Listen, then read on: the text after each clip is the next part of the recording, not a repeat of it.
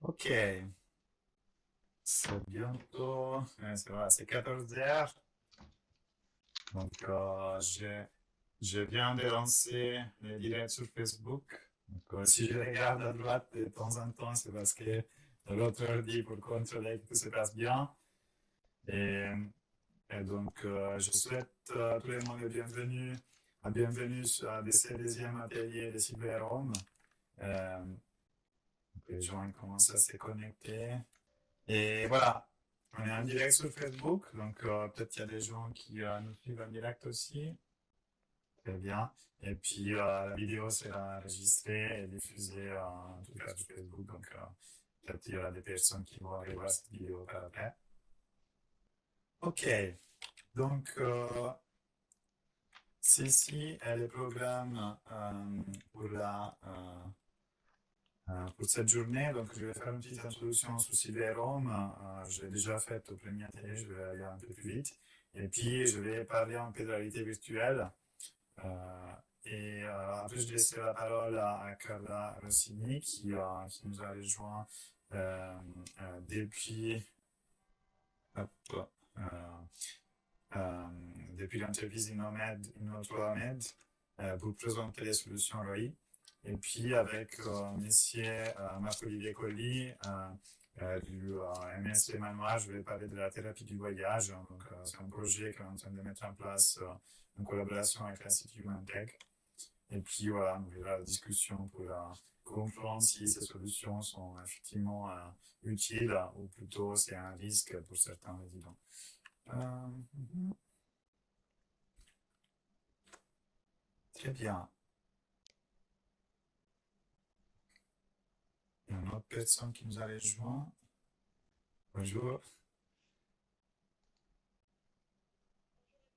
Bonjour.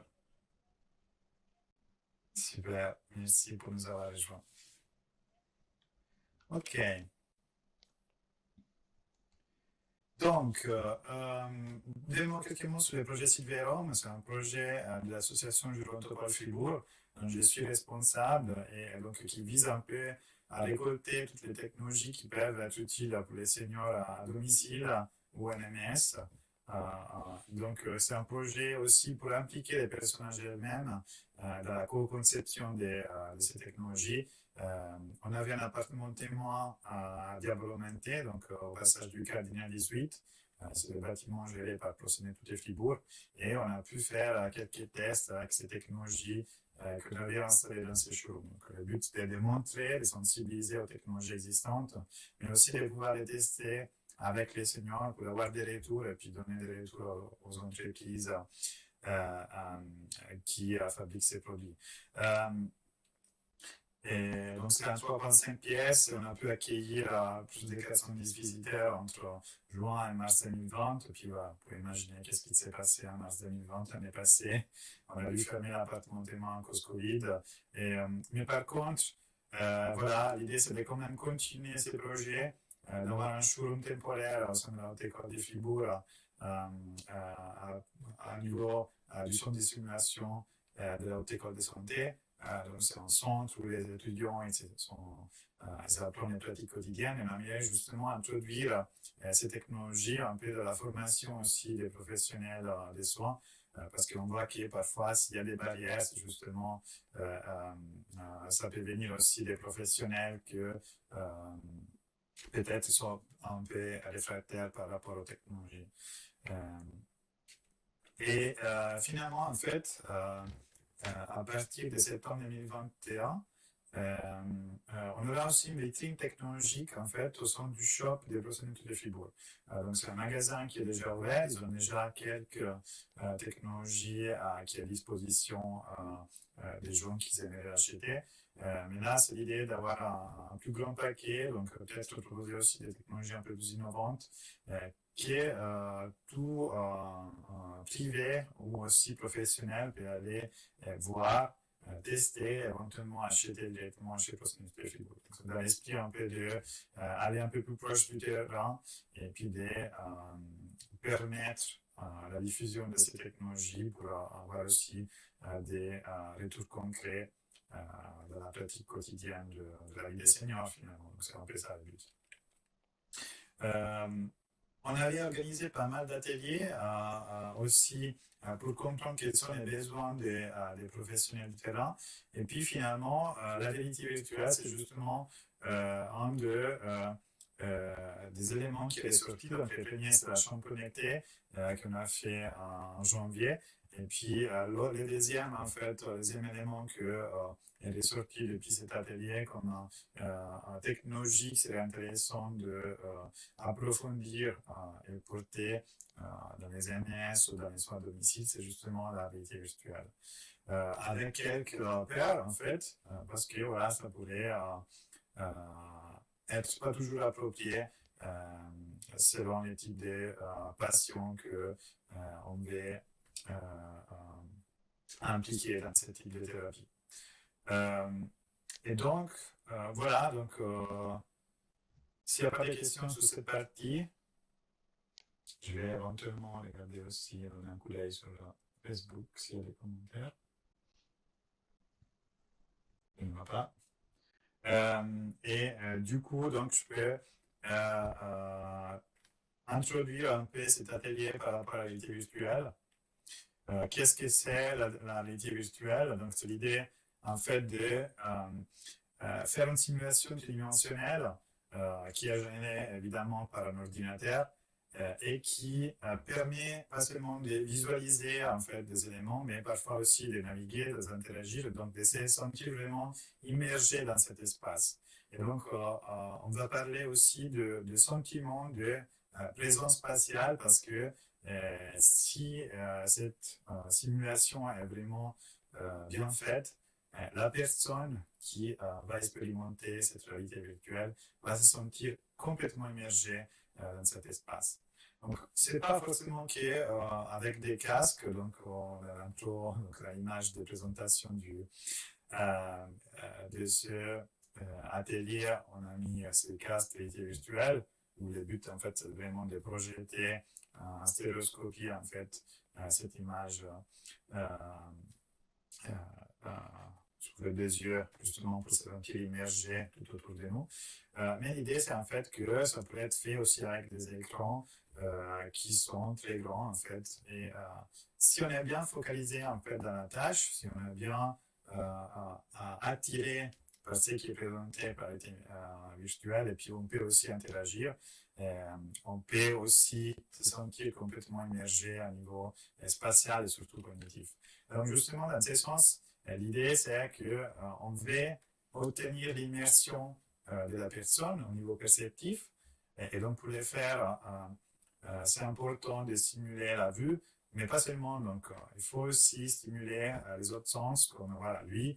Donc, si on a un environnement où il y a des personnes qui bougent, qui parlent, donc il faut bien entendre les sons pour se sentir vraiment immergé, sinon c'est pas réalistique. Et parfois aussi, on peut ajouter d'autres types de stimulation, par exemple la diffusion de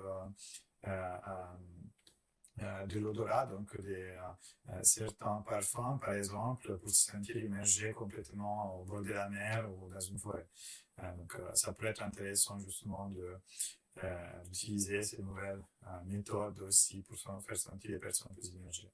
Mais surtout, ce qui est important, c'est en fait qu'on obtient aussi une immersion psychologique, dans le sens qu'on se sent présent dans ces environnements parce qu'on peut interagir et puis ces environnements, ils répondent en fait à nos interactions.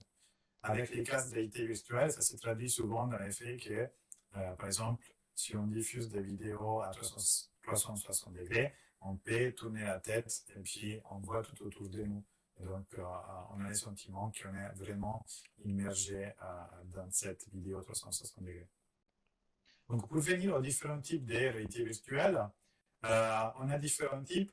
On a des casques, justement, comme je vous disais, avec la vision stéréoscopique qui se base sur les principes, en fait, de notre vision stéréoscopique. Donc, l'idée, c'est que chaque œil, il voit une image qui est un petit peu décalée par rapport à l'autre, et notre cerveau, il peut reconstruire, en fait, l'image en 3D.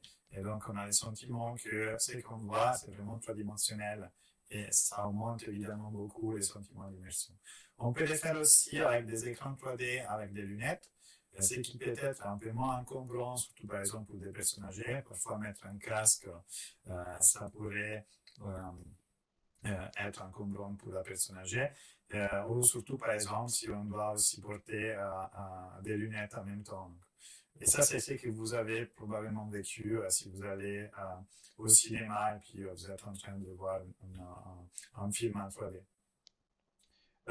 Il y a aussi des salles de projection de type 3D où en fait on n'a pas besoin de porter des lunettes, mais euh, tout l'environnement est projeté autour de nous, sera bien mappé par rapport à notre position dans l'espace. Et puis là aussi, on a un fort sentiment de 3D grâce à des images qui sont adaptées sur notre position dans l'environnement. Et finalement, on a aussi les écrans traditionnels parce que on peut toujours imaginer qu'il y a quelqu'un qui est en train, par exemple, de jouer à un jeu vidéo sur un écran, qui est bien focalisé sur la tâche. Il a ces sentiments d'immersion dans la réalité virtuelle. Essayer de simuler une situation réelle, ou pas forcément, mais quand même de se sentir comme si on est dans la scène. Et parfois, on peut l'obtenir qu'avec l'immersion psychologique. En fait. Là, j'ai un exemple, en fait, d'une expérience qui a été mise en place par un artiste fribourgeois qui a en fait tester à des seniors au Tessin une expérience avec des casques Oculus Go.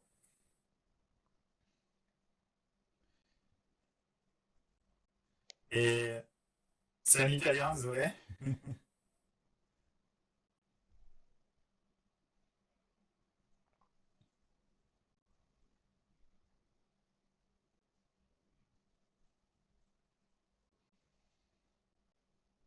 Donc il y a aussi cette expérience de type artistique que vous pouvez interagir avec l'environnement et puis peut-être pouvoir dessiner les choses. Ou alors encore, hop là, je bloque la vidéo. Ou alors encore alors visiter, visiter les différents endroits. Peut-être des endroits qu'ils connaissent déjà, et ça c'est important en fait.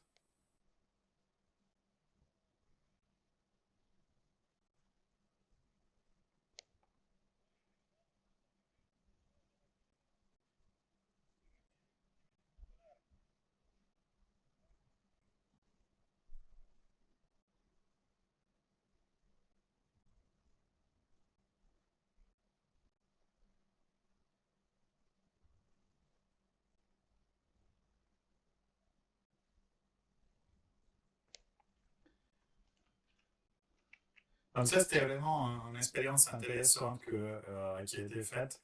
Et justement parce que pour des seniors, là, c'était des seniors des- qui faisaient partie des professionnels tout et au dessin et qui étaient évidemment en bonne santé. Mais c'est quand même assez immersif, donc c'est une expérience qui peut déclencher des émotions. Après, c'est qu'il faut se questionner, évidemment, qu'est-ce qui se passe si on propose ces expériences à quelqu'un qui a fait des démences. Et je pense qu'on pourra en discuter aussi par après avec les expériences, peut-être que avec les casques Oroi ont été menés, donc peut-être Carla Rossini va nous en parler aussi. Je vais aussi vous présenter quelques études par après. Pour l'instant, je vais vous présenter aussi quelles solutions existent en fait concrètement pour pouvoir tester. Donc, on a dit tout à l'heure des solutions de type Oroi. Et là, généralement, ce qu'on peut faire, c'est par exemple de pouvoir voir des vidéos à 360 degrés. Donc, c'est des vidéos où on a l'image qui bouge, vous avez vu un peu un aperçu dans la vidéo précédente. Et puis, si nous, on tourne la tête, justement, on peut voir tout autour de nous. Ce qui est important souvent, c'est que la caméra qui filme tout ça ne doit pas bouger. Autrement, les risques qu'on peut avoir, c'est les sentiments de nausée. Donc, ce qu'on appelle en anglais motion sickness. Parce qu'en fait, il y a un décalage entre l'information visuelle et puis l'information vestibulaire de notre oreille. Donc, c'est très important d'éviter généralement de mouvement de la caméra dans la vidéo 360 degrés pendant qu'on est assis et qu'on n'est pas en train de bouger. Évidemment, on peut aussi avoir un type de simulation où on fait bouger la personne en synchronie en fait avec les mouvements de la caméra de la vidéo de réalité virtuelle et ça peut limiter l'effet des nausées. Mais en général, donc, c'est recommandé en fait d'avoir des vidéos qui sont plutôt statiques au niveau de la caméra. Ça ne veut pas dire que ça doit être une image fixe, mais qu'il n'y a pas de mouvements simulés avec la caméra. Puis on peut faire aussi plein de choses comme des jeux cognitifs, aussi avec les casques eux-mêmes. Et puis avoir aussi en fait des espaces virtuels d'interaction. On peut en fait interagir avec d'autres personnes, plutôt avec des avatars. Donc maintenant il y a aussi des nouveaux casques qui permettent de faire ça. Et puis de s'asseoir autour d'une table pour parler avec l'autre personne. On n'a pas forcément en fait les sentiments de voir la personne qu'on présente parce que on ne peut pas voir lui-même, mais on va voir plutôt un avatar. Mais c'est quand même une façon de présenter dans le même espace avec d'autres personnes qui sont plus distantes. Et donc, il y a des solutions commerciales comme Adorai qui permet d'utiliser cette technologie avec un modèle que Carla aussi va vous expliquer. Et sinon, en fait, donc c'est des boîtes spécialisées, mais c'est possible aussi que vous achetez par vous-même un casque et puis il y a des applications, même gratuites en fait, qui permettent d'explorer parfois certains environnements naturels. Ce n'est pas des solutions qui sont explicitement pensées en fait pour des thérapies, pour des seniors, mais c'est quand même quelque chose qui peut être intéressant pour faire expérimenter à des seniors. Et peut-être c'est quand même des solutions qui peuvent déclencher des émotions. Donc, j'ai vu des bons commentaires par rapport, par exemple, à cette application Alcove qui permet de simuler aussi des vidéos 360 degrés d'environnement naturel. Il y a d'autres solutions qui sont un peu moins immersives, mais qui sont quand même très efficaces en fait. Par exemple, pour promouvoir de l'activité physique. Et donc, par exemple, à l'appartement témoin, Silverum, on avait ces tapis roulants pour la réhabilitation à marche. On pouvait se balader en fait dans différents endroits, comme par exemple à Tokyo, au bord de la mer, etc. Et c'était l'idée de justement motiver les personnes à marcher, parce que pendant qu'on marche, voilà, la vidéo défile. Et c'est quelque chose d'intéressant. Ça ne dérange pas au niveau de la nausée parce que l'écran est petit et donc on n'a pas ces sentiments d'être immergé dans un environnement qui bouge, qui pourrait donner de la nausée. Et la même chose, on peut le faire aussi avec les solutions oreilles. Donc, à la fois avec les casques, mais aussi avec, par exemple, une diffusion des vidéos 360, des vidéos, disons pas 360, mais bidimensionnelles sur une tablette. Et donc, toute solution aussi pour les vélos d'appartement, ça pourrait être intéressant. Et finalement, on va en parler plus en détail. Il y a aussi tout ce qui est la thérapie du voyage. Là aussi, il s'agit en fait de diffuser une vidéo d'un mouvement d'un train, en fait, d'un train en mouvement. Et c'est pour recréer vraiment l'expérience du voyage en train. Et donc, l'idée, c'est d'avoir un peu ce sentiment de sortir, surtout pour les résidents de MS, et un peu un sentiment d'évasion qui permet d'évader un peu des routines peut-être de l'MS, du stress parfois que certaines personnes, surtout celles-là affectées de démence, peuvent ressentir. On va en parler plus en détail plus tard. Je vais aussi rajouter cette solution, en fait, c'est un chariot multisensoriel. C'est pas tout à fait le même type de solution, donc c'est pas en réalité virtuelle, mais là aussi on essaie de créer un environnement qui n'est pas complètement réel, dans l'idée aussi de recréer de nouvelles sensations, et ça peut être aussi la projection d'images, des vidéos. Là, par exemple, on a une solution d'arpège, c'est une association sur les cantons des Vaud, qui peut permettre, avec les nouvelles versions, de diffuser les images directement au plafond. Donc, même pour des résidents qui n'arrivent pas à se réveiller et rester debout, ça pourrait être intéressant. Donc là, il y a toute une série de stimulations multisensorielles, un peu dans l'esprit Snozelen, pour ceux qui connaissent un peu cette pratique, pour stimuler un peu les sensations des personnes. Là, j'ai fait un petit résumé des études que j'ai trouvées par rapport à la thérapie avec la VR. Et en fait, euh, j'ai trouvé deux ou trois revues de littérature qui montrent en fait que généralement, il y a effectivement des effets petits à moyen en fait pour tout ce qui est les aspects cognitifs et physiques, donc selon les types d'interventions qu'on fait, un niveau d'amélioration en fait suite à une thérapie de réalité virtuelle. Là, c'était un peu une revue de littérature, donc il y avait des interventions assez variées. Et en effet, ils ont trouvé en 2019 plutôt des solutions qui étaient semi-immersives qui est celle immersive. En général, en fait, ils ont vu que les solutions semi-immersives étaient quand même plus efficaces que les solutions avec immersion totale avec les casques. Mais en tout cas, dans cette étude, donc c'est immersion totale, mais en fait, c'est pas avec un casque VR proprement dit, c'est plutôt des solutions à 360 degrés. Donc, c'était pas avec les nouveaux casques VR qu'il y a aujourd'hui. Euh, et donc, il y a une autre étude en fait systématique où il y a trois études qui sont ressorties qui ont utilisé des casques VR de nouvelle génération, mais c'était plutôt des études un peu préliminaires, plutôt pour l'acceptation. Généralement, les casques étaient bien acceptés. Par contre, voilà, il s'agissait plutôt des études de faisabilité plutôt que vraiment d'intervention. Et une autre étude, c'est plutôt pour la navigation. Et ils ont trouvé quand même des effets assez positifs. Euh, et donc,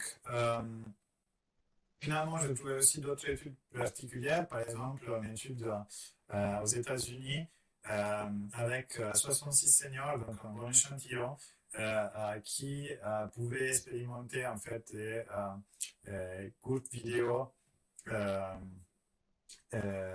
360 degrés.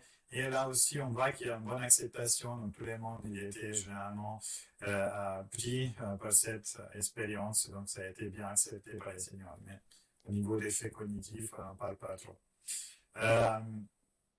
Et puis, il y a une autre étude en fait qui a été faite pour comparer, par exemple,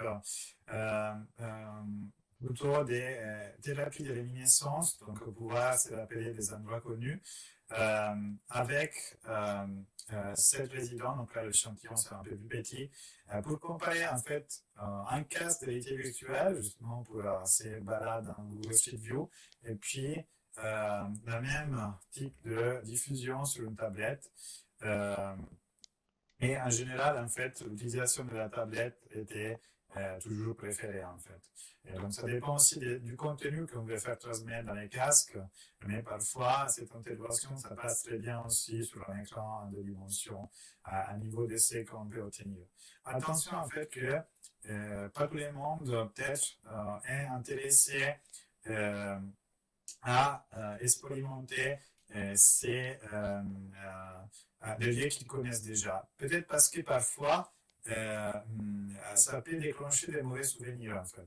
Donc dans un cas, ça rappelait une expérience précédente d'un lieu qui a déclenché de mauvais souvenirs à cette personne et donc il n'avait pas envie de répéter. Donc je pense que l'historique de la personne est très important. Encore, en fait, en Corée du Sud, il y a une autre étude qui, en fait, a montré une amélioration de l'état cognitif et physique après 24 sessions, avec en particulier des jeux cognitifs sur l'intervention qui s'est passée sur 8 semaines. Donc, c'était un peu l'étude qui était un peu plus intéressante au niveau des bienfaits. Attention avec des seniors avec des troubles cognitifs légers, donc pas avec des personnes affectées de démence. Et voilà, donc après, il y avait une autre intervention, une autre étude encore avec 35 seniors aux États-Unis. Et là aussi, on voit qu'il y a un meilleur sentiment de bien-être après l'intervention par ces groupes de personnes. Là, sauf erreur, il n'y avait pas une mesure cognitive au niveau des types de personnes qui ont été impliquées, mais ce n'étaient pas des personnes affectées de démence grave parce qu'ils expliquaient que c'était quand même quelqu'un qui pouvait avoir un entretien. Évidemment, il y a des risques aussi dans le sens que certaines études, on a déjà parlé, il y a l'évidence que certaines personnes pourraient être particulièrement stressées par l'expérience en réalité virtuelle. Donc, c'est pas pour tout le monde. D'abord, il faudrait tester, mais pour certaines personnes, c'est rare, mais ça peut arriver que ça déclenche du stress. Dans un cas, ça pourrait être peut-être pour les casques, qui est un environnement peut-être qui est un peu trop encombrant. Et dans d'autres cas, ça pourrait être pour les contenus en fait de la réalité virtuelle qui pourraient déclencher des mauvais souvenirs. Donc, pour conclure, en fait, moi je pense qu'il y a certains éléments qu'il faut encore étudier. Donc on voit que, surtout avec les nouvelles casques VR, il n'y a pas énormément d'études à niveau de bien faites avec un groupe de contrôle randomisé qui permet de montrer qu'il y a effectivement des bienfaits. Mais les premières études sont quand même assez positives. Et puis on voit que généralement, il y a une bonne appréciation pour la plupart des seniors, surtout si on parle de seniors qui sont peut-être avec des troubles cognitifs légers ou encore en bonne santé. Il y a quelques cas de nausées qui est reporté, mais pas énormément. Ça dépend évidemment du type de contenu qui est visualisé. Et je vous ai expliqué un peu quels sont les contenus qui pourraient causer de la nausée. Si on évite ce type de contenu avec caméra qui bouge, normalement on n'a pas ces effets qui ne sont pas désirés. Donc, on voit qu'il pourrait y avoir des bienfaits au niveau physique et cognitif. Et puis, et c'est pas dit qu'un casque VR, c'est la meilleure solution pour faire ce genre de thérapie, en fait. Surtout, par exemple, pour solliciter une activité physique, peut-être un écran semi-immersif, ça pourrait être plus approprié, justement pour éviter aussi l'effet des motion sickness. Parce que si on veut essayer faire essayer la personne en mouvement, en fait, tout en restant assis, on risque de causer ces sentiments de nausée. Et puis, si on parle des thérapies de réalité virtuelle plutôt pour la réminiscence des expériences passées, ce qui est important justement pour la simulation cognitive, alors je pense que c'est très important de prendre en compte l'historique du patient, de savoir qu'est-ce qui s'est passé dans sa vie pour éviter de déclencher justement des souvenirs qui pourraient augmenter le stress plutôt que le réduire. Et donc ça, je pense que tout outil qui permet de faire ces thérapies de réminiscence devrait aussi pouvoir permettre aux personnels soignants d'avoir ces suivis bien enregistrés pour éviter aussi de faire déclencher de mauvais souvenirs et puis de rater justement l'expérience pour ces personnes avec des contenus qui sont bien appropriés. Voilà, ça c'était un peu tout pour ma partie. Est-ce que vous avez des questions là-dessus? Des commentaires, des retours?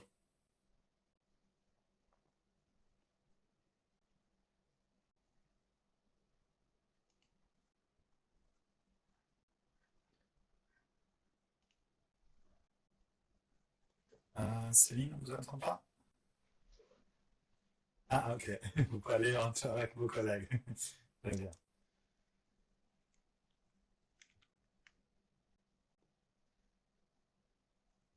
S'il n'y a pas d'autres questions, on peut passer au- à la deuxième présentation de Madame Calarossini de Innova Med. Super.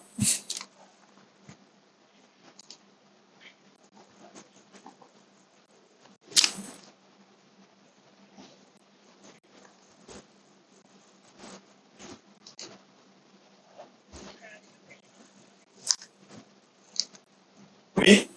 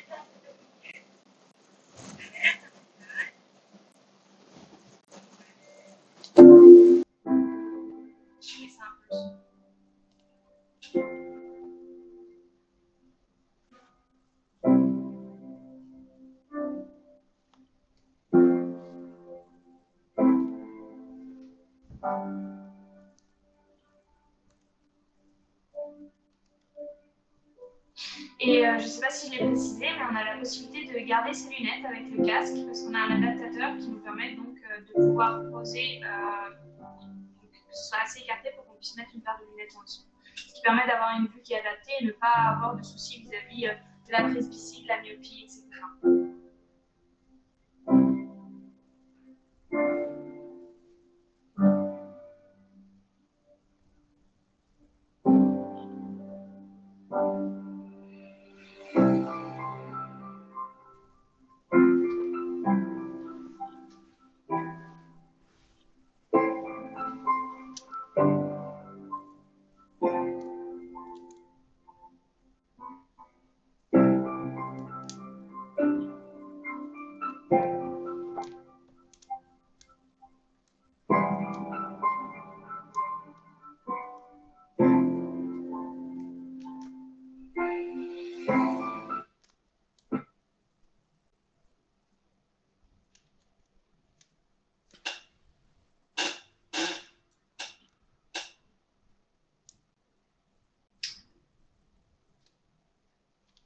Donc là, par exemple, c'est un des exemples de l'apport culturel où on va sur une visite de musée.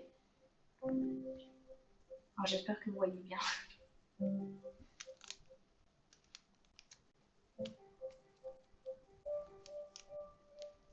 Bienvenue au musée virtuel Toroi.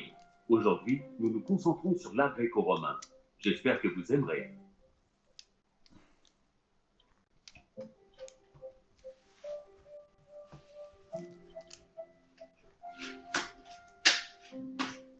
César Auguste a été le premier et peut-être le plus important des empereurs de l'Empire romain. Son manque de scrupules et son désir de pouvoir, associé à une habileté politique innée et à une intelligence remarquable, lui ont permis d'obtenir ses premières victoires très jeunes. Des victoires qui se répéteront tout au long de sa vie, en faisant de lui l'homme d'État romain.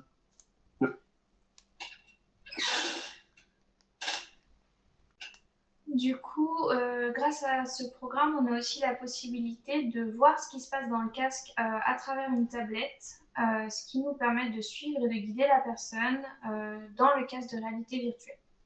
Ça permet également donc, de connecter plusieurs casques ensemble et donc de faire vivre par exemple la même visite à 10 résidents qui ont chacun un casque. Ça, c'est très intéressant et c'est vraiment les bons retours qu'on a. Ce qui permet aussi, par exemple, on a fait cette expérience dans un établissement où on avait quelques personnes qui faisaient le test de réalité, donc qui avaient le casque, et d'autres résidents qui n'avaient pas le casque, mais qui pouvaient voir donc, sur la télé ce que la personne était en train d'expérimenter. Et c'est vrai que du coup, on a eu beaucoup de réclamations des personnes qui n'avaient pas eu le casque de tester. Donc, on a vraiment un bon retour vis-à-vis de ça. Maintenant, je vais vous présenter donc le oreille cognitive, donc les jeux, pareil, une petite vidéo avec donc des niveaux toujours. On n'est jamais dans l'échec, toujours dans l'accompagnement.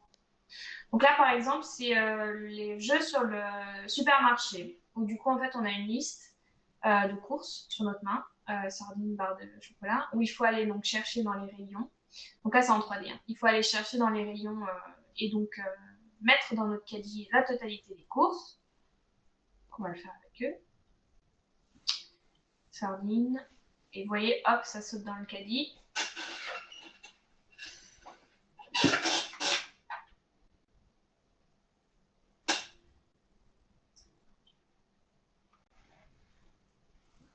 Donc on a différents rayons, comme au supermarché. C'est assez intéressant parce que souvent en établissement, les résidents ne font plus ce genre de choses, ne vont plus faire leurs courses. Et ça permet de relancer en fait une activité corticale sur un souvenir de l'histoire de vie notamment, donc faire ses courses au supermarché.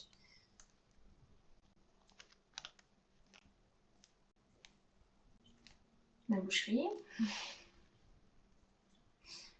Et ensuite, donc quand on a tout, on va à la caisse,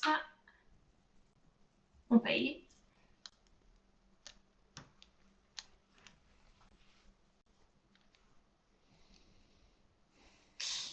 Et on est félicité. On peut choisir donc de continuer, de changer de jeu. Voilà, c'est assez classique. On a donc d'autres jeux qui sont disponibles. On va retourner sur l'écran d'accueil. Et du coup, je ne sais pas si vous avez pu voir, parce que ça va assez rapidement la vidéo, quand on pointe le jeu, on a une description donc, de l'activité et en dessous la mémoire qu'on va travailler. Donc je passe. Et enfin, on a Oroifit, donc l'association du pédalier avec le capteur et la séance immersive.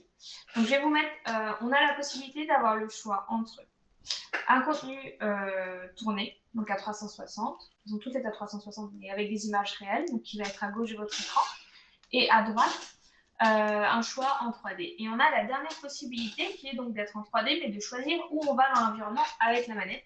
Et du coup, en fait, on peut avoir le choix d'aller à gauche, à droite, et on se va vraiment être dans une promenade où on va choisir où est-ce qu'on va aller, si on veut suivre la piste à droite ou pas. Il faut savoir que quand vous baissez les yeux, vous voyez votre guidon avec le temps parcouru, la distance. Ça nous permet également d'avoir le rythme cardiaque pour ne pas laisser la personne en souffrance et de pouvoir suivre parce qu'en fonction de la fréquence de pédalage, ils vont avancer plus ou moins vite dans l'environnement. Je vais lancer la vidéo. Je vous les mets les deux en même temps. Donc à gauche, on est sur une promenade en bord de mer et à droite, on est dans la forêt en 3D.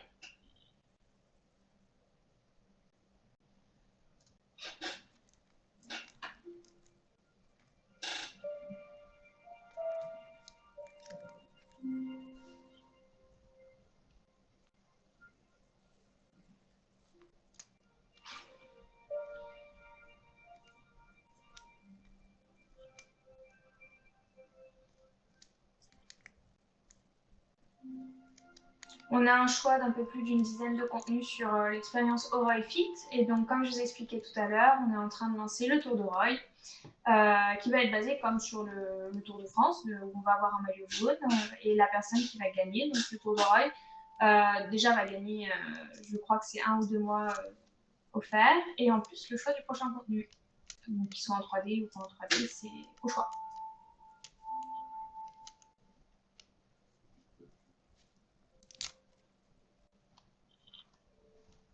On a la possibilité de choisir le temps d'expérimentation. Et en fait, en mettant en pause, on voit la durée maximum.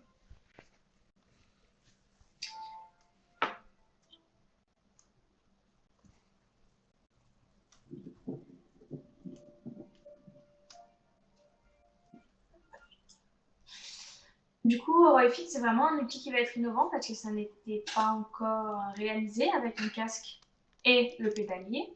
On va donc avoir des balades à vélo dans les villes, dans les environnements naturels, que ce soit en 3D ou en images tournées. C'est vraiment une solution qui va nous permettre d'avoir une activité physique et une simulation virtuelle. Et on va pouvoir adapter vraiment la mobilisation du bas du corps avec cette séance immersive. Ça va entraîner, nous, ce qu'on observe vraiment, c'est une implication qui va être plus forte des utilisateurs. Et on a un vrai attrait pour les personnes qui ont eu l'occasion de faire du vélo toute leur vie. Voilà. Donc, pour vous donner un petit peu quelques verbalisations du quotidien lorsqu'on utilise Oroy, notamment sur Oroifit, on a eu vraiment des retours qui étaient hyper positifs sur, par exemple, c'est féerique, c'est merveilleux, est-ce qu'on peut descendre sur la plage. Sur les balades dans Oroy Wellbeing, on avait une personne qui a grandi à Barcelone étant petit et il a refait donc la visite de Barcelone, il a trouvé ça incroyable. On a eu aussi, bon voilà, c'est drôlement bien votre truc, on peut recommencer. Vraiment, lorsque on l'a testé, ils le testent une première fois, ils ont l'envie de recommencer. Donc c'est hyper positif. Du coup, ça va me permet de conclure un petit peu sur les avantages de la réalité virtuelle. Ça va nous permettre, je dirais, de voyager, de visiter et d'avoir la sensation d'être dans un autre endroit. Les contenus sont quand même de bonne qualité. On va avoir énormément de contenu quand même parce qu'on a plus de 175 vidéos. Et on va pouvoir stimuler les sens, donc visuel, auditif, sensoriel du coup. Possibilité d'additionner peut-être pour le bien-être de l'aromathérapie avec des huiles essentielles pour encore plus stimuler.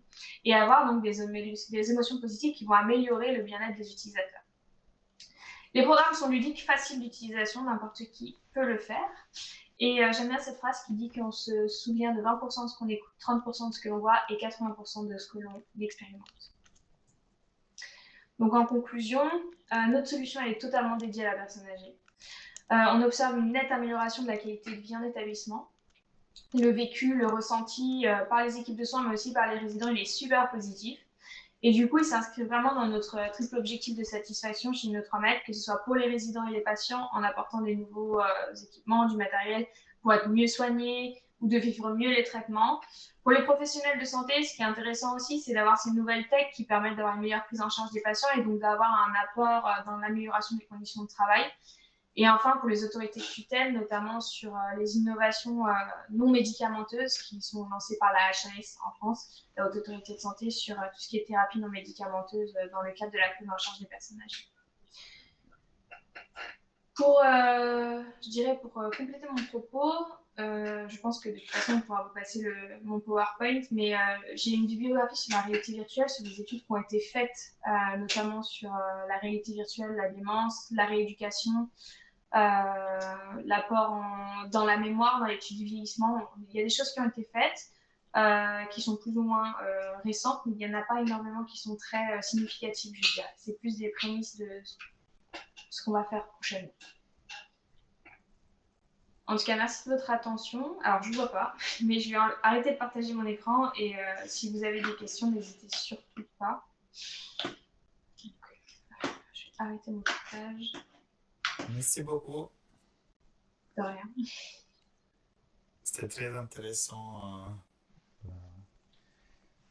votre description des solutions des ROI. Je pense qu'il y a des bonnes choses pour la suite et justement, je pense que c'est intéressant de pouvoir étudier ces solutions donc, avec des nouvelles études. Je pense qu'il y a un besoin aussi par rapport aux professionnels de voir qu'il y a des effets significatifs. Mais comme on a dit, je pense qu'il y a c'est prometteur. Donc, est-ce que vous avez des questions? Oui, est-ce que tu m'entends? Oui. Oui, j'ai une question. Quelle expérience vous avez fait par rapport à la fatigabilité des personnes qui portent ces masques? Combien de temps elles peuvent rester sous masque? Alors du coup, nous, en termes de retour d'expérience, on fait des utilisations de 10 minutes en moyenne, pas bien plus. Il vaut mieux faire 10 minutes, arrêter, reproposer, parce que notamment sur HoroiFit, en fait, on a pu voir que mine de rien, l'association de la mobilisation corporelle du bas du corps entraînait une fatigue assez rapide, et du coup, il faut faire des pauses. Donc, il vaut mieux faire des pauses que de laisser la personne en souffrance, et c'est pour ça aussi qu'on a le rythme cardiaque en support, qu'on puisse suivre et dire à la personne, bon, bah stop, on va s'arrêter là, on reviendra une prochaine fois. D'accord. Dernière question. Est-ce que votre système ouvre des passerelles sur des contenus existants actuellement de réalité virtuelle? Je pense par exemple aux grands musées qui offrent des visites virtuelles ou de plus en plus, je pense, de prestations qui se proposent. Ou est-ce que c'est un système fermé? Alors nous, on a fait le choix de laisser le système ouvert. Donc nous, vous avez nos 3 applications avec le casque, mais vous avez la possibilité de télécharger le reste, donc avec le Oculus. Par exemple, Versailles, ils ont fait un contenu. Si vous voulez mettre Netflix, si vous voulez mettre n'importe quoi, après c'est à vous. Le casque est à vous. Et du coup, vous en faites ce que vous voulez. Nous, par contre, nos applications sont présentes dans le casque.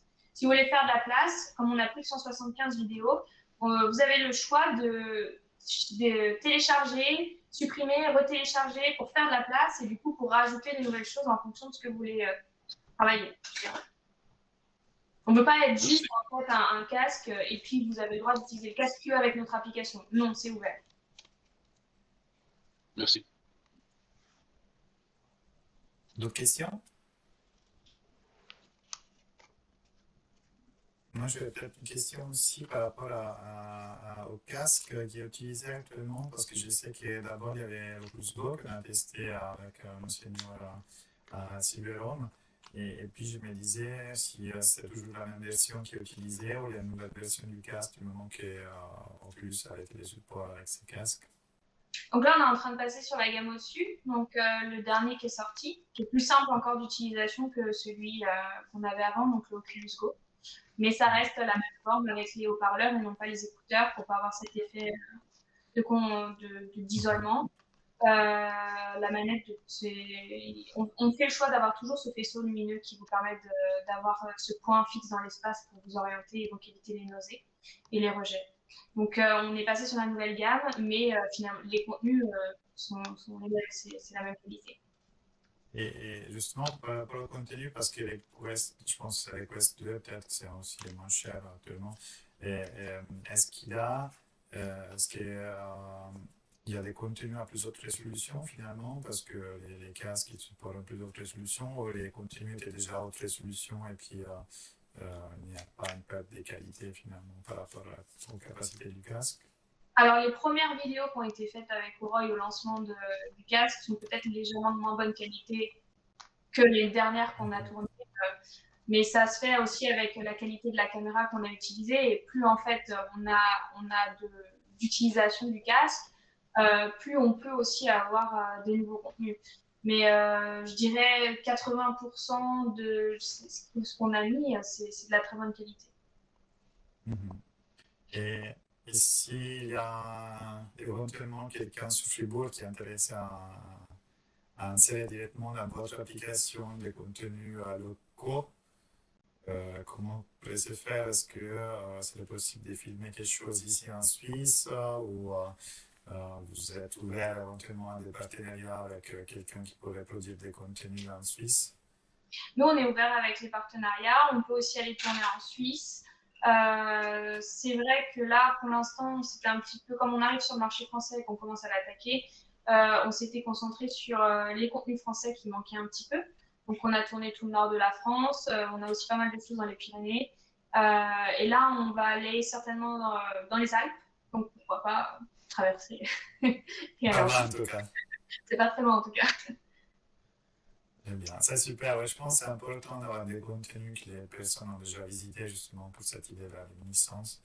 Oui, c'est pour ça que ces retours d'expérience, c'est qu'on va toujours sonder pour savoir quel type de contenu il manque en fait. Parce que nous, on ne peut pas forcément se rendre compte parce qu'en fonction de la région dans laquelle on est, on n'a pas forcément les mêmes envies de visite. Donc voilà. Parfait. Est-ce qu'il y a d'autres questions?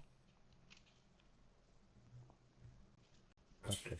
De toute façon, les coordonnées, si jamais vous avez d'autres questions qui arrivent plus tard, moi, il n'y a pas de souci.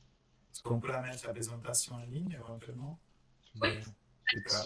Je vous passerai le lien après la.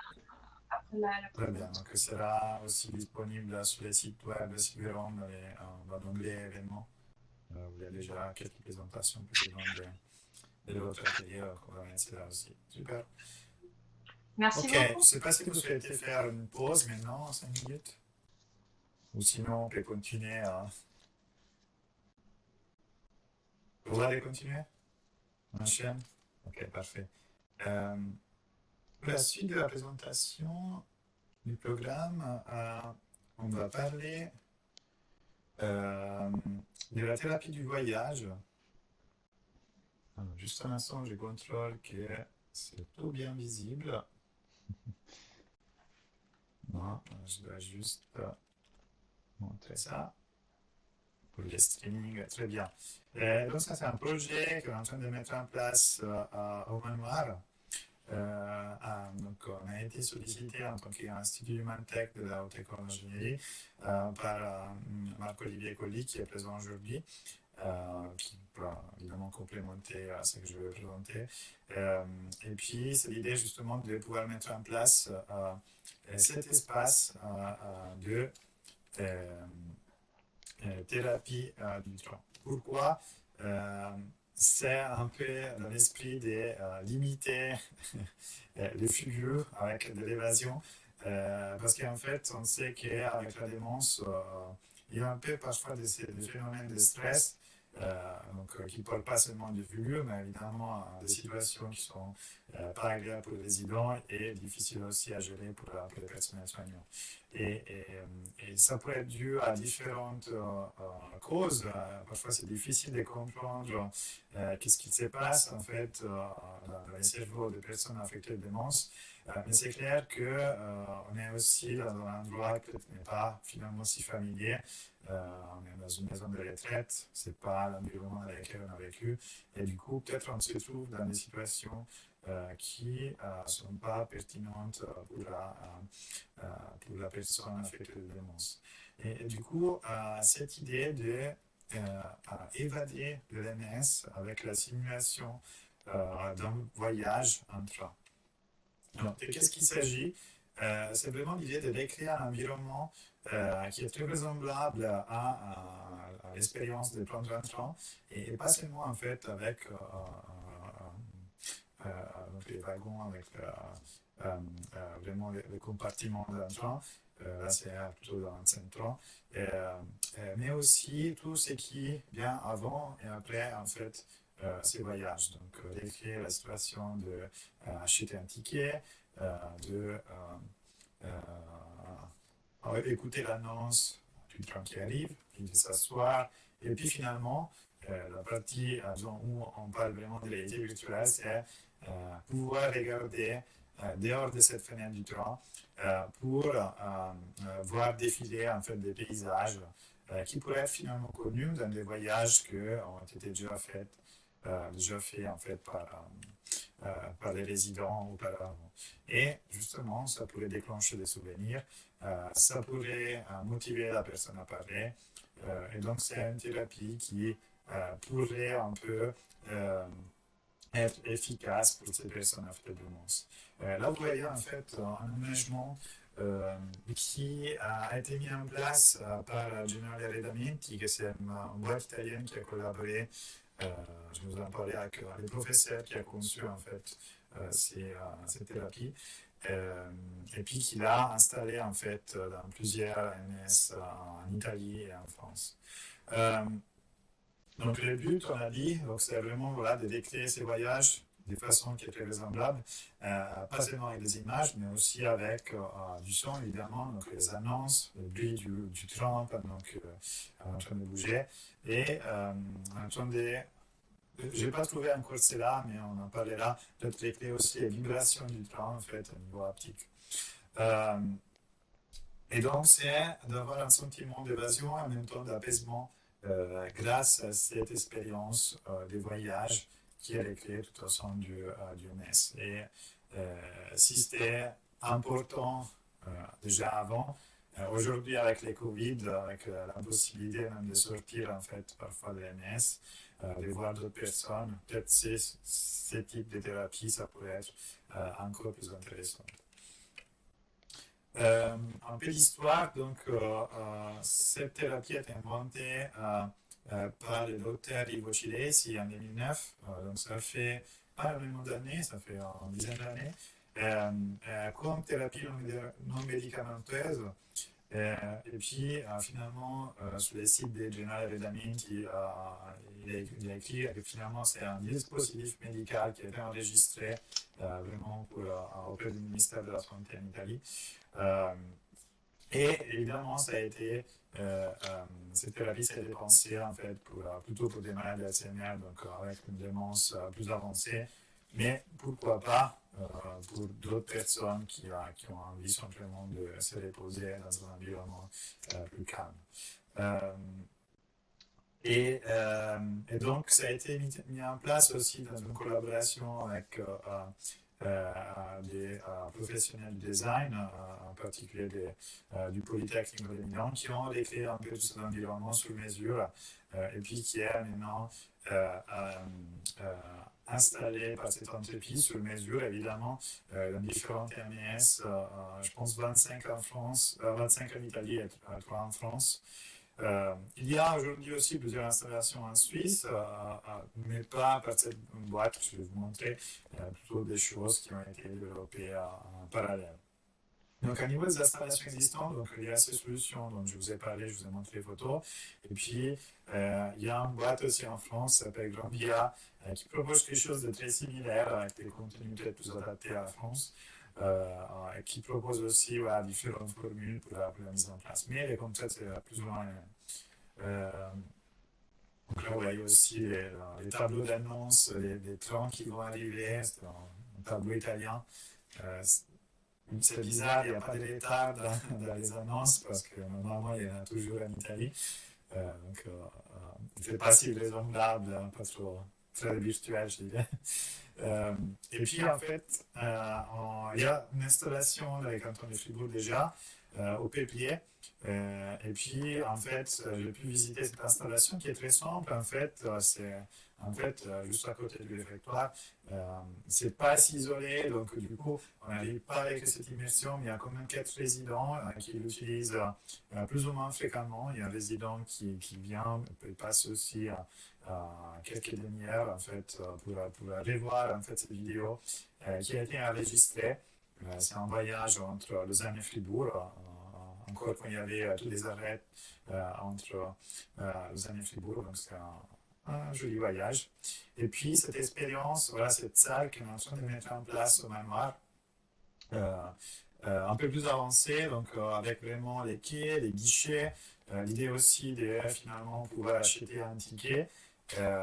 Et puis ça a un peu recréé l'expérience de l'attente du voyage et finalement l'expérience un peu plus immersive dans ces compartiments avec les supports d'architectes est en train d'être mis en place. Donc c'est une collaboration aussi avec l'Institut Humantech parce que voilà, il y a différentes pistes qu'on est en train d'améliorer en fait par rapport aux solutions existantes. Tout d'abord, on aimerait aussi permettre aux seniors, peut-être ceux qui sont aussi cognitivement plus moins affectés par l'Alzheimer, de pouvoir acheter par eux-mêmes éventuellement les tickets ou éventuellement avec le support du personnel soignant et éventuellement aussi choisir les trajets. Il y a des trajets qui sont plus pertinents pour la personne parce qu'ils les connaissent et puis avoir peut-être aussi les trajets préférentiels pour cette personne. Et donc c'est important aussi l'idée de pouvoir avoir un suivi en fait des patients donc, par rapport à ce qu'ils préfèrent et puis quelles sont aussi les expériences et puis les éléments de vocalisation en fait par rapport aux expériences qui sont racontées par les résidents qui participent aux expériences. Donc on est en train aussi de sensibiliser toutes les annonces avec les haut-parleurs par rapport au projet qui est choisi. Et voilà, donc l'idée c'était aussi par exemple de permettre l'accès en fauteuil roulant aussi pour des personnes à mobilité réduite. Et voilà, donc d'autres pistes qu'on est en train d'explorer avec les mémoires, c'est par exemple aussi l'intégration des capteurs psychophysiologiques pour comprendre en fait si, surtout pour des personnes affectées de démences plus graves, il y a une certaine activation en fait par rapport à cette expérience. Ou sont plutôt passifs et voilà, peut-être la thérapie n'est pas très efficace.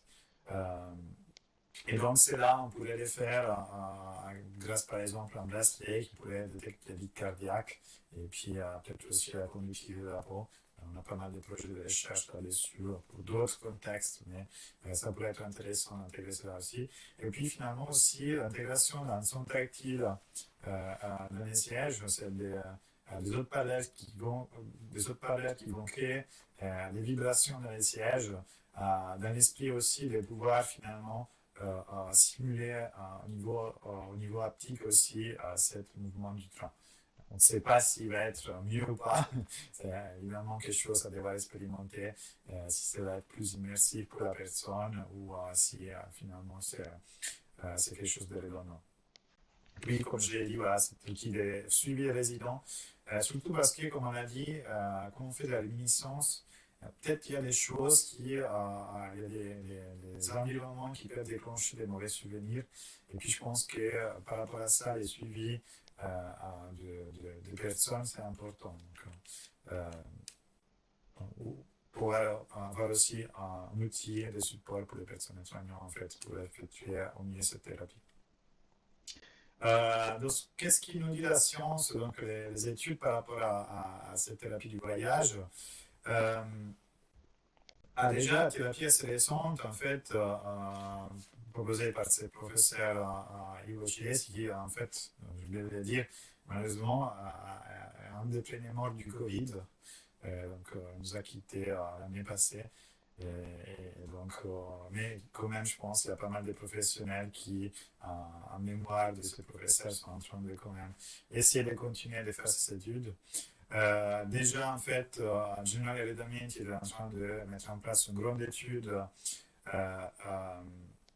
avec toutes les installations qui avaient mis en place.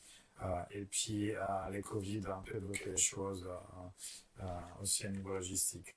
J'ai quand même pu trouver quelques études, une en France et une en Italie, qui disons, reportent des résultats qui sont assez positifs en général. Et donc l'étude de Hambourg en France a été faite avec 14 seniors qui ont expérimenté sur plusieurs séances en fait cette thérapie du voyage. Et puis donc généralement sur les 14 seniors, 11 ils ont montré quand même un sentiment d'apaisement, des symptômes qui ont été détectés avant l'expérience, donc typique du type de déambulation, d'apathie ou des troubles du sommeil. 3 seniors n'ont pas abouti disons, aux différentes sessions, donc ils n'ont pas apprécié l'expérience et donc ils ont arrêté. Et puis l'étude reportait donc, à ce de la vie que les seniors étaient trop ancrés à la réalité, donc ils ne comprenaient pas trop ces sentiments de voyage virtuel, donc ils ne sentaient pas immergés, probablement ne trouvaient pas l'intérêt. Et dans un autre cas, il y a une démonstration sévère. Et puis ce qui est intéressant en fait, c'est que dans plusieurs cas, des seniors affectés de démence allaient déclencher des souvenirs qui se répétaient par rapport au voyage. Donc, il y avait une sorte de routine qui était mise en place par ces voyages, et donc les souvenirs aussi qui étaient déclenchés, c'était un peu les mêmes. Donc, il y a peut-être quelque chose qui est parlant par rapport à ça, dans le sens que et cette routine, ça pourrait être justement ce qui manque aux personnes pour donner ce sentiment d'apaisement. Et puis, ça pourrait être effectif par rapport à cela. Une autre étude à Amiens avec 48 séances pour 42 seniors. Et là aussi, on a des résultats plutôt positifs. Et on voit que si on avait d'abord 58% des personnes qui étaient restées avant la séance, pendant la séance, il y en avait à 83% et finalement 87% après la séance. Une seule personne a arrêté l'expérience après plusieurs déambulations et il y a une hypothèse que c'est peut-être quelqu'un qui était plutôt claustrophobe parce qu'ils ont remarqué qu'il y avait même souci dans l'ascenseur. Et puis 50% des seniors ont fait émerger des souvenirs, donc ils ont parlé de l'épisode passé. Et puis, dans 27 personnes, donc il a baissé 50%, 27% ont été stimulés évidemment par les personnels soignants. Donc, les autres 23%, c'était de façon spontanée. Et donc, on voit que sur les seniors aussi, il faut un peu stimuler en fait les réactions des seniors. Mais ça pourrait être efficace justement pour penser à de nouveau à faire revenir les souvenirs. Donc ça, c'est un peu les posters qui a été présenté. Il n'y a pas un article complet, donc c'est des études parfois pas trop scientifiques. Et là aussi, c'est un rapport des masters dans l'étude en Italie. C'est plutôt des études qualitatives, seulement avec 3 seniors qui quand même ont testé la thérapie du train pendant 15 jours. Et donc des seniors ont complété les programmes, donc ils ont bien accepté l'espace, et une personne par contre a arrêté ses séances au 5e jour. Et la cause, justement, c'était un mauvais souvenir qui était déclenché.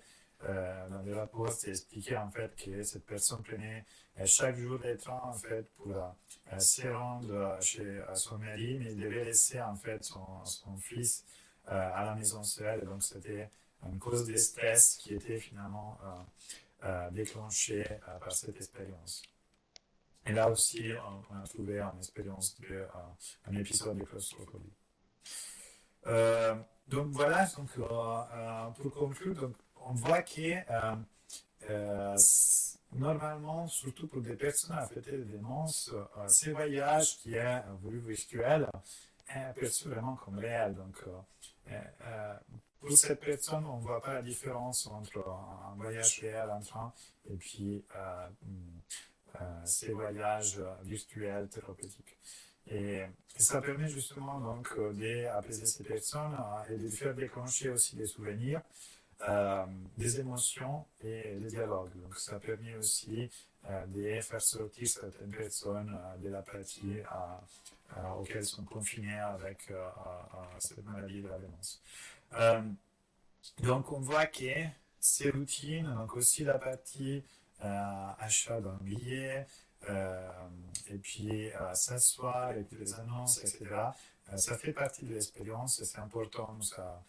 Ça va enrichir finalement en fait toute l'expérience.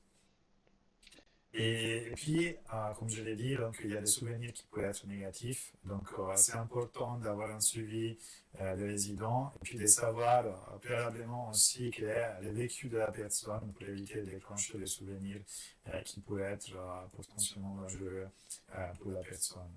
On voit qu'il n'y a pas beaucoup d'études scientifiques avec des tests, des contrôles, justement, avec un groupe de contrôles pour voir une efficacité. Mais aussi dans ces cas, on voit que les premières expériences sont très encourageantes. Voilà, c'est tout pour cette présentation. Marc-Olivier, est-ce que tu aimerais complémenter ce que je viens de dire? Tu as fait une excellente présentation, Leonardo. Je ne pourrais rajouter quoi que ce soit. Ok, merci beaucoup. La partie historique du résidence, effectivement, je pense que le point fondamental avant de commencer une thérapie, c'est vraiment bien se renseigner sur le vécu de la personne pour éviter ce genre de crise. Maintenant, ça pourrait limite aggraver les choses, mais voilà. Non, sinon, tu as bien dit tout ce que je comptais éventuellement dire. Donc, voilà. Merci. Pour l'histoire, on en est au manoir, en fait, en train de mettre en place un peu cet espace. Et puis, un peu les Covid nous a bloqués aussi. On cherchait de récupérer un étudiant qui pouvait nous aider pour la mise en place de cet environnement.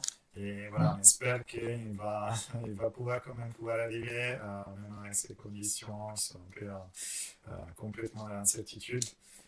Et puis, on espère aussi de pouvoir faire finalement des études avec cette installation et finalement d'avoir un bon retour par rapport à l'expérience avec les résidents du manoir. Ouais. Ok. Est-ce que vous avez des questions par rapport à cette présentation?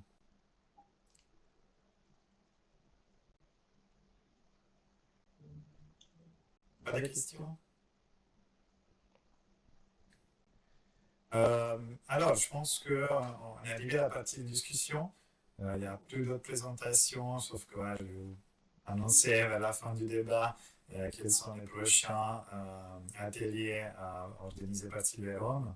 Et donc, à votre avis, qu'est-ce que vous en pensez de ces différentes thérapies à niveau des expériences en réalité virtuelle?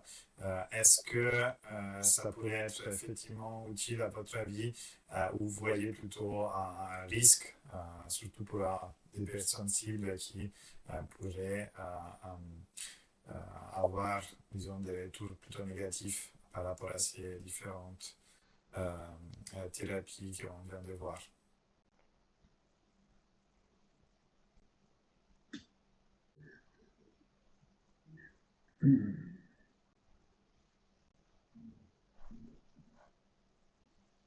Joël? Ah, on ne t'entend pas. Ou c'est peut-être seulement moi qui... Non, je pense qu'on ne t'entend pas.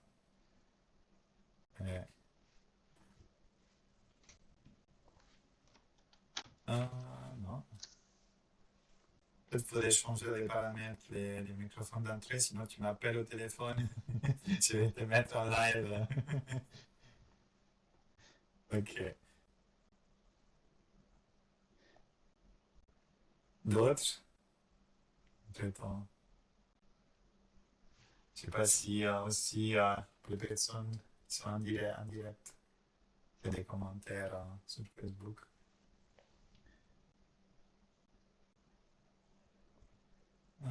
Toujours pas.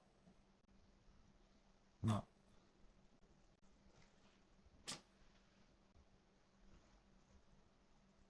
Si jamais tu peux essayer d'écrire ou tu peux m'appeler par téléphone, je vais diffuser. Euh, Moi, je pense qu'en effet, il faut faire un peu attention par rapport aux personnes qui vont être sujettes à ces différentes thérapies. Surtout quand on parle de réminiscence, il y a un certain risque en fait. Euh, et j'ai d'autres expériences par rapport aussi au chariot sensoriel, où on m'a dit que... Ah, on t'entend. Vous m'entendez? Oui. Bah, c'est parfait, mais je vous laisse, vas-y, je te laisse finir et puis j'interviendrai après. Ouais, c'est juste voilà, une expérience notée par rapport à voilà, une expérience avec les chariots sensoriels. Euh, on m'a fait part depuis l'équipe d'Arpège et en fait là aussi euh, ils avaient diffusé des images qui avaient déclenché des souvenirs d'un enfant qui était mort, de cette personne, et donc qui avait déclenché de très mauvais souvenirs. Et donc c'est vraiment important de connaître l'histoire préalable de la personne pour éviter qu'il y ait des faux souvenirs qui sont déclenchés. De même? Alors moi, je te remercie beaucoup de m'avoir invité à cette session qui m'intéresse d'autant plus que je vais suivre un mémoire en tant que co-directeur avec l'Université de Genève sur la mise en place de la réalité virtuelle et les douleurs du membre fantôme avec la thérapie du miroir de Ramachandran pour ceux qui connaissent. Et puis, ça m'a amené un petit peu à réfléchir par rapport aux projets, à tous les projets de recherche qu'on mène actuellement. Donc, je me fais un petit peu la voix de la critique, hein. Mais je pense que la thérapie, la thérapie virtuelle, on le dit aussi, vous l'avez très bien dit pendant toutes ces interventions, elle a très très peu de résultats réellement avérés. Et là où je vais en venir, c'est qu'aujourd'hui, dans le domaine des gérontechnologies, puisqu'aujourd'hui elles ont une vertu, elles se disent thérapeutiques, il est vraiment important qu'elles soient testées, avérées, avant d'amener des solutions, si vous voulez, qui ont des buts thérapeutiques, comme par exemple, on a pu voir enfin, l'amélioration des fonctions cognitives, l'amélioration, diminution de l'angoisse, la diminution de la douleur, etc. C'est des choses qui sont encore très très peu avérées. Il faudrait des études randomisées, beaucoup plus poussées pour pouvoir amener ça. Je dis ça parce que ça peut poser aussi d'autres problèmes avec les personnes âgées. C'est-à-dire qu'aujourd'hui, on veut quelque part vendre cette thérapie comme étant une thérapie qui permet de réduire l'isolement social. Or, on sait très bien que si on veut aujourd'hui augmenter des capacités cognitives, comme par exemple les fonctions exécutives dont on a parlé tout à l'heure, elles sont complémentaires d'autres fonctions. Et je vous dis ça parce que j'ai participé à une conférence dans laquelle justement il y avait tout un tas de thérapies qui affirmaient, en tout cas qui affirmaient sur le papier, augmenter les fonctions exécutives de gens qui sont malades. Il ne faut pas oublier que c'est vraiment des gens qui ont des pathologies et pour lesquels si on vend une thérapie, on a un rôle à tenir. C'est-à-dire, et puis en fait, finalement, on se rend compte que les fonctions exécutives, elles ne sont pas améliorées du fait de l'exercice qui est fait, mais elles sont améliorées du fait des fonctions sociales, c'est-à-dire que pendant une semaine, elles sont entourées, elles sont stimulées. Par exemple, aujourd'hui, on voit que les fonctions exécutives, si on veut les travailler, on se rend compte qu'il n'y a rien de mieux que ce qu'on appelle les thérapies écologiques. C'est-à-dire que plutôt que de mettre un casque, on dit à une personne, bon, bah, viens avec moi, on va faire des courses, effectivement, on va travailler la planification, on va lui dire, tu dois nous faire ta spécialité. Donc, ta spécialité, c'est quoi? On sera 5 personnes. Et on observe comment la personne, elle est capable d'acheter, de prévoir, de planifier, de faire ce plat.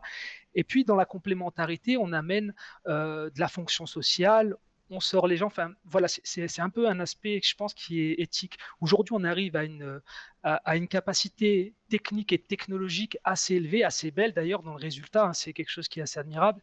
Mais je pense qu'il y a encore un petit flou juridique. Contrairement aux médicaments où normalement il faut des essais cliniques en 4 phases qui durent à peu près 10 ans et des choses qui sont vraiment avérées. Enfin, voilà, ce que je veux dire, c'est qu'il faut être attentif aux conclusions qu'on amène par ces technologies et à leur effet réel. Parce qu'en face, disons que le vieillissement de la population, c'est avant tout un problème de santé publique et pas forcément une opportunité commerciale. C'est vrai que ça représente beaucoup de personnes, ça représente de l'argent, mais derrière, on a des gens qui sont malades. Donc, il faut juste, peut-être, si on dit qu'on a justement on a peu d'effets significatifs, j'ai entendu ça tout à l'heure, des tailles d'effets qui sont modestes, même si ça fonctionne. Hein. Moi, je ne dis pas du tout que ça ne fonctionne pas. Hein. Je travaille dans les gérants technologie, je sais que ça a beaucoup de. Tu le disais tout à l'heure, Leonardo, tu as dit c'est très prometteur, effectivement, mais il faut faire attention, je pense. Aux conclusions qu'on en tire, amélioration, baisse de l'anxiété, etc. Alors qu'au contraire, il y a peut-être, pour des gens qui ont des symptômes liés au vieillissement, on peut parler des SCPD avec par exemple des angoisses ou même des comportements presque pré-psychotiques ou voire psychotiques. Mettre quelqu'un dans un environnement comme ça complètement fermé, ça peut créer des problèmes. Et qu'est-ce qu'on met derrière ces technologies pour réduire ces effets secondaires? Puisque les technologies ont des effets secondaires. On peut aussi augmenter le risque de chute. Donc je pense qu'aujourd'hui, la technologie arrive à des merveilles et puis il faut qu'on travaille, comme le projet qu'on est en train de faire, Leonardo, c'est peut-être comment est-ce qu'on mesure les bénéfices et les risques d'une manière qui soit digne d'une thérapie, quoi. Parce qu'aujourd'hui, on parle on parle bien de thérapie quand on parle de ces outils. Donc voilà, c'était juste pour, voilà, c'était juste ça que je relevais. Et puis j'espère voir dans le. Il faut bien faire attention, je pense, à comment ces outils sont utilisés. C'est justement que, par exemple, pour la thérapie du voyage, Gennaro Redami, il propose tout un protocole, donc il y a une formation pour les professionnels soignants aussi qui vont l'utiliser, justement pour avoir une utilisation correcte de l'outil. Parce qu'il ne s'agit pas seulement de mettre à disposition avec un écran qui défile, mais il faut stimuler les personnes. C'est justement ce que tu viens de dire, toute la partie sociale qui vient avec, qui a un impact plus important même que les flux vidéo qui est affiché dans les casques ou dans la télé. Et je pense que c'était intéressant aussi ce que nous a montré Carla par rapport à la possibilité, par exemple, si on a ces expériences avec les casques de réalité virtuelle, de les faire ensemble à plusieurs pour déclencher aussi cette dynamique des groupes qui pourrait être très importante. Évidemment, ce n'est pas dit qu'on doit les faire avec un casque, ça peut être fait finalement avec un délai. Je ne sais pas, ça c'est à voir s'il y a des effets plus significatifs avec un casque plutôt qu'une télé. Il faudrait des études pour les montrer, en effet. J'ai testé la solution oreiller dans mon appartement témoin sur Vérone. J'avais quelques retours des seniors. Certains ils étaient bluffés, mais peut-être on dit ça c'est pas trop pour moi. C'est évidemment dans un contexte différent. On a essayé toute la technologie sans la mettre dans un contexte des pratiques de thérapie. Une personne, elle a vu la vidéo 360, mais elle s'est demandé c'est quoi la différence avec voir la même chose sur la télé, comme un documentaire. C'est une bonne question, je dirais. C'est clair que c'est plus immersif, donc on a le sentiment d'être là, et donc ça c'est l'atout justement de la réalité virtuelle avec les casques.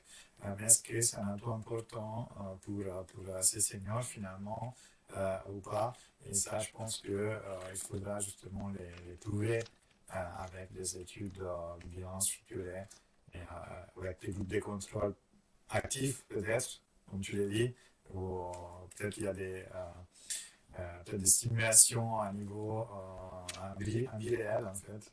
C'est clair que dans le futur, on ne pourra pas toujours fournir des interventions réelles, on va faire des courses ensemble, on va sortir accompagné par un professionnel, on revient un peu sur le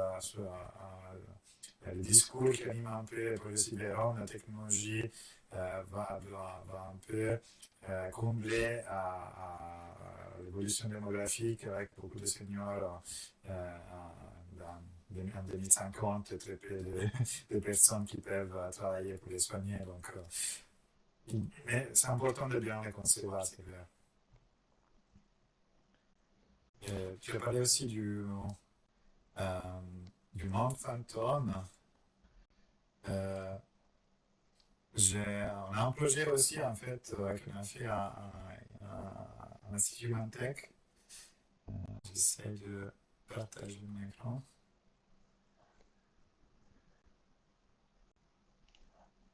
Service d'ergothérapie du CHUV à Lausanne, une nouvelle innovation technologique imaginée par des ingénieurs de Fribourg et de Neuchâtel vient de faire son apparition. Des accéléromètres sont installés sur le pied et la tête du patient et lui permettent au moyen d'une Kinect et de lunettes dotées de caméras de bouger un membre virtuel. Suite à un mauvais suivi médical, Michel Larrivé, atteint de diabète, a perdu sa jambe il y a 2 ans. Ça a été mal suivi. Et du coup, j'ai chopé la gangrène. Et ça fait 2 ans. Ça fera 2 ans le 23 avril qui m'ont amputé. Des lunettes de réalité virtuelle permettant de simuler la présence d'un membre amputé pour lutter contre les douleurs fantômes. Ce projet a été conçu pour améliorer en fait la thérapie qui existe maintenant pour enlever la douleur du membre fantôme, ça s'appelle. En fait, après une amputation, ça arrive souvent que les personnes ils sentent encore les membres amputés présents et souvent c'est lié à une sensation de douleur. Ce qu'on va essayer de faire dans ces projets, c'est utiliser une nouvelle technologie, notamment la réalité augmentée, donc superposer des images virtuelles dans le monde réel pour améliorer l'immersion de ce type d'expérience et après voir avec des tests si cette immersion peut dans quelque manière augmenter en fait l'effet thérapeutique. En fait, on va construire un modèle virtuel de la jambe et ça on va les reprendre à partir des paramètres réels du patient. Ça veut dire on va prendre une photo, après de façon plus ou moins automatique, on arrive à détecter la taille de la jambe, donc les dimensions, la largeur de la cuisse, etc., la couleur de la peau. C'est bien. Disons qu'on a vraiment l'impression d'avoir la jambe qui manque. Hein. Oui. Bon, le seul problème, il ne faut pas se lever. Vous étiez vraiment immergé comme si... Ah oui, oui, comme si j'avais mes 2 jambes. Ça fait toujours plaisir d'avoir 2 jambes. Je suis sûr que ça peut aider les gens. Ouais. La grosse chose qui est ressortie des patients, c'est ce côté où ils n'ont pas à se concentrer. Je trouve que c'est quand même une chose importante. C'était naturel, la jambe apparaissait, et puis voilà, elle était là, donc il n'y avait pas à réfléchir que cette jambe était à eux. Ils la voyaient vraiment en continuité de leur jambe. L'objectif du patient, ça va être d'orienter ces images. On peut le voir et sur le fait YouTube, d'orienter ces cette images, vidéo. Mosley, il a... Pardon? On peut la voir sur YouTube, cette vidéo? Oui, oui, c'était Parce que moi, j'ai les pas matins. le son, alors. Ah, pardon. D'accord. Ouais. Ah, Non, mais c'est ok. pas grave, mais je pense qu'il faudra qu'on Je discute pense de que ça, c'était alors. tout le monde, en fait, qui avait les mêmes... alors, je vais juste arrêter de partager l'écran. Envoyer la vidéo sur les liens. Je ne sais pas si tout le monde avait les mêmes soucis avec pas de son.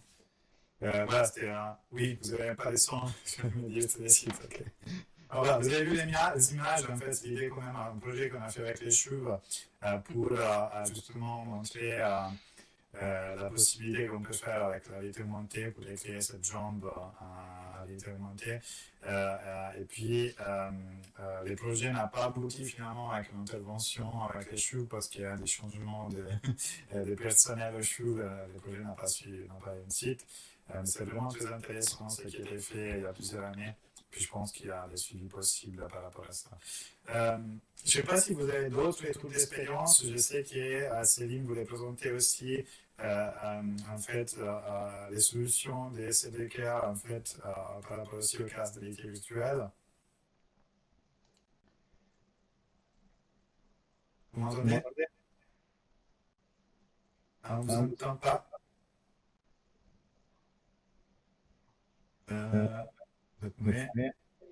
Ça y est, c'est Très bon. bien. Bonjour. Oui, alors nous, on opère également sur le marché de la réalité virtuelle, à l'origine beaucoup plus dans le milieu de la santé mentale, de la psychiatrie, donc des prises en charge qui sont un peu plus éloignées, on va dire, du monde de la géronto, et on commence vraiment à se poser des questions aussi sur, en effet, sur les besoins de ces personnes. À la fois des résidents, mais également des soignants et des aidants. On pense qu'ils ont aussi toute leur place finalement dans les projets, entre guillemets, nouvelles technologies, réalité virtuelle. Voilà, moi j'ai bien apprécié, Leonardo, toutes les informations qu'on a pu avoir. Je vous rejoins sur le fait que les nouvelles technologies vont habiter très prochainement beaucoup de nos EHPAD et de résidences retraites, etc. Je vous rejoins également aussi, Samy, je crois, si je ne me trompe pas, si je me trompe. Pardon? Oui, sur le fait que on manque encore aujourd'hui, en effet, de littérature, d'essais et de recul, on va dire, expérimental, médical, pour vraiment voilà, asseoir et donner des preuves autour de cette nouvelle technologie. Mais tout est en cours, ce qui est très positif. En tout cas, nous, on s'interroge aussi pour intégrer ces nouvelles technologies. Et comme je disais, je pense qu'elles ont également toute leur place dans la formation des soignants et dans l'accompagnement des aidants qui sont très proches aussi des résidents et des personnes qui vivent aujourd'hui en EHPAD, en résidence retraite ou qui sont hospitalisées en unité de gériatrie.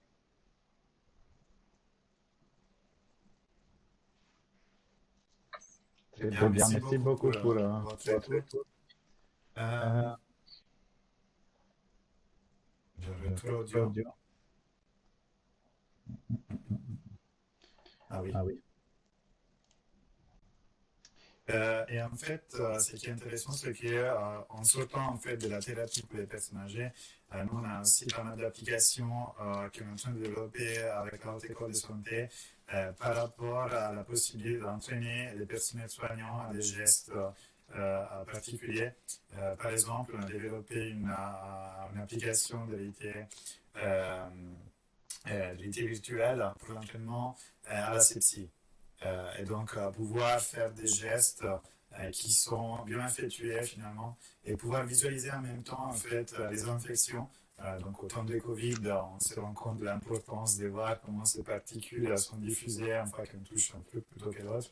En effet, la même application a justement décliné dans une expérience dans un supermarché pour faire expérimenter à n'importe qui l'importance en fait des gestes, des infections des mains et puis à faire attention à ne pas toucher à chaque objet si on ne veut pas l'acheter. Et donc la réalité virtuelle peut parfois faire expérimenter des choses qui n'existent pas, qu'on ne peut pas voir, comme par exemple justement les contaminations de bactéries et de germes en fait. Dans ces cas-là, c'est les coronavirus. Mais dans des contextes hospitaliers de soins, c'est quand même très important en fait de faire les gestes correctement parce que finalement ça peut amener à des infections très graves, surtout au milieu hospitalier. C'est un des cas, des causes principales en fait des morts dans les hôpitaux. Donc c'est très important d'utiliser la réalité virtuelle pour sensibiliser les professionnels à ces gestes. Donc on l'intègre, on va probablement intégrer un de ces outils dans la pratique des études en HDS pour voir s'il y a justement un peu plus de recul par rapport à ce qui est fait normalement dans la pratique quotidienne, dans l'enseignement quotidien en fait, pour apprendre ces gestes. Mais je pense que pouvoir visualiser justement ces contaminations dans un environnement de réalité virtuelle ou de réalité augmentée, ça permet de réfléchir un peu mieux aux conséquences des gestes, donc de faire un peu plus attention. Très bien. Est-ce que vous avez d'autres commentaires, arguments que vous aimeriez discuter? J'avais aussi une vidéo du thérapeute de Physiomed. Peut-être je vais retrouver la vidéo qu'il m'avait envoyée par WhatsApp, un Weber. Voilà. Hop là. Je vais la partager tout de suite avec vous.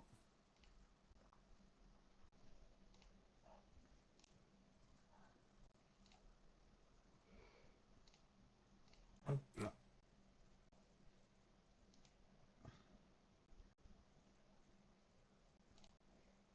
Vous n'aurez pas les sons aussi cette fois, mais juste pour montrer la plateforme qu'ils utilisent pour la réhabilitation et l'équilibre.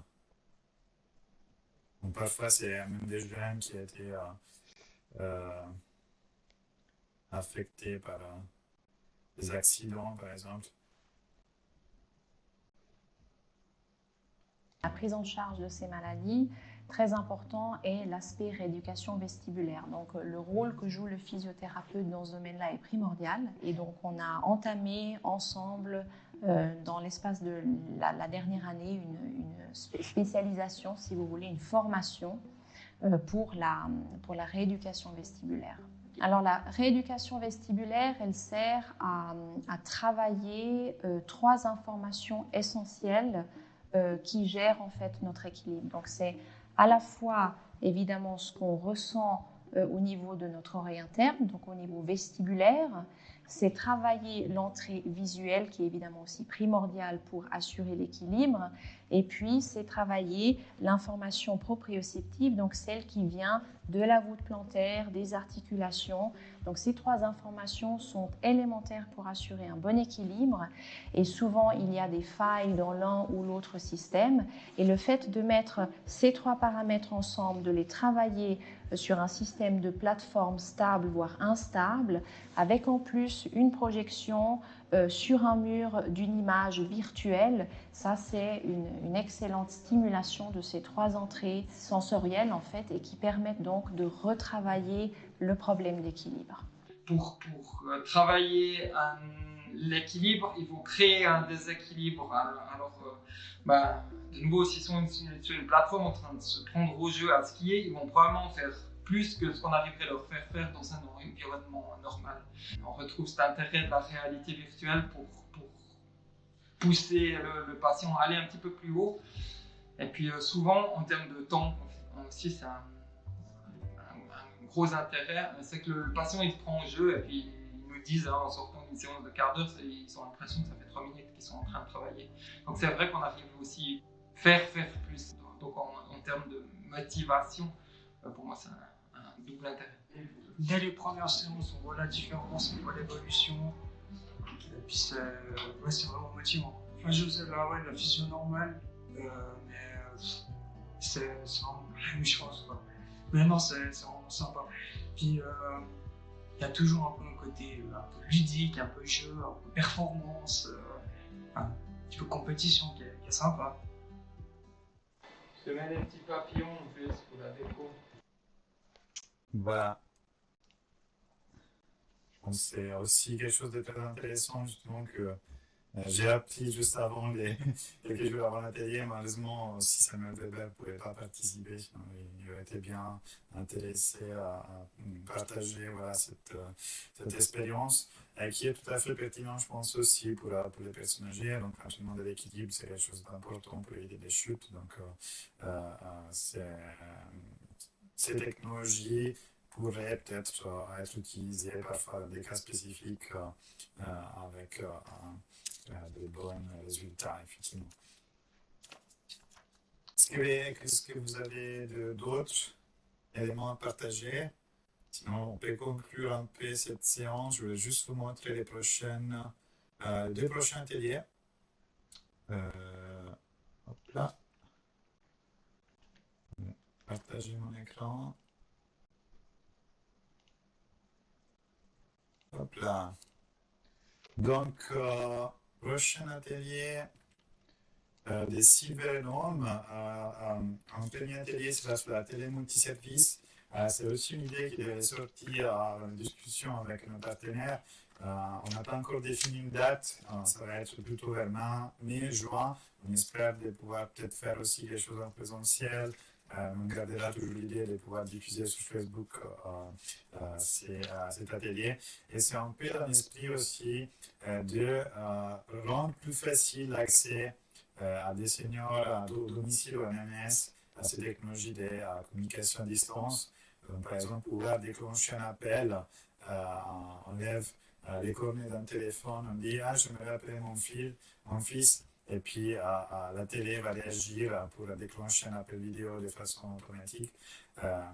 C'est un peu cette idée qu'on a eue et puis on essaie de un peu pousser avec nos partenaires. On va montrer aussi les solutions existantes justement pour la communication à distance. Et puis, voilà. Ce serait bien de discuter aussi des risques qui sont associés à ces solutions, peut-être un risque d'intrusion vers cette fois la famille, donc recevoir trop d'appels éventuellement. Et puis, un autre atelier, ça va être plutôt en septembre. On parlera des assistants vocaux, donc des technologies pour la reconnaissance de la voix, aussi là, des risques qui pourraient, risques des questions éthiques associées à ces agents conversationnels automatiques qui pourraient répondre aussi à des questions éventuellement de santé, en sachant qu'ils existent déjà sur les marchés et puis que des personnes au domicile pourraient déjà l'acheter et puis commencer à poser des questions liées à la santé. Et donc, en fait, ça peut déclencher des risques par rapport à ces technologies, en sachant que nous, on a développé aussi un système vocal sur nos projets européens, on l'a testé avec des seniors, et pareillement, on a testé un système commercial avec Google Home à CyberHome, donc je pourrais partager les retours de nos seniors, des seniors qui ont testé à CyberHome cette technologie, parce qu'ils sont assez intéressants. Donc, à voir quelle est la position, donc le rôle de ces technologies dans les futurs de la vie des seniors. Donc voilà, c'est un peu tout. Je vous remercie pour votre présence. N'hésitez pas à nous contacter si vous êtes des professionnels de santé, des étudiants, des entreprises, si vous avez des idées, des projets. On peut la développer ensemble. On peut vous mettre éventuellement en contact avec des partenaires, des entreprises, des professionnels de la santé pour rendre ces technologies plus adaptées en fait, plus sûres, efficaces et si possible éthiquement acceptables et finalement les rendre, les mettre à disposition des seniors. Voilà, ça c'est mes contacts. Et sinon, voilà, c'est tout pour cette journée. J'aimerais vraiment vous remercier pour votre attention. Je vais arrêter le partage d'écran, sinon il y aura des choses bizarres. Et alors, merci beaucoup et à bientôt. Merci, à bientôt. Merci, au revoir. Merci, au revoir, bonne journée. Merci. Bonne Merci journée. beaucoup. À bientôt. Merci.